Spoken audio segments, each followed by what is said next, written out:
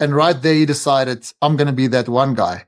And so what do I have to do? If I have to work harder, then bring it on. And I'll be the guy who works harder. So it fits in with your story. He was always prepared to do more. He ran 6Ks before his training day. It just, you had to do more. You had to sacrifice more. And like Arjan said, instead of playing golf and playing PlayStation on a Wednesday, you went to go work. So everything you want in life is on the other side of consistency and working harder.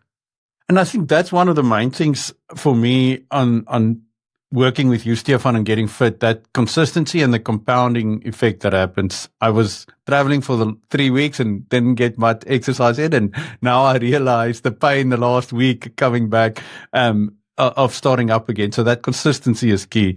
Adrian, in business for you, what's been the biggest surprise or lesson you've learned once you transitioned full time into business that you can think and share and help other people?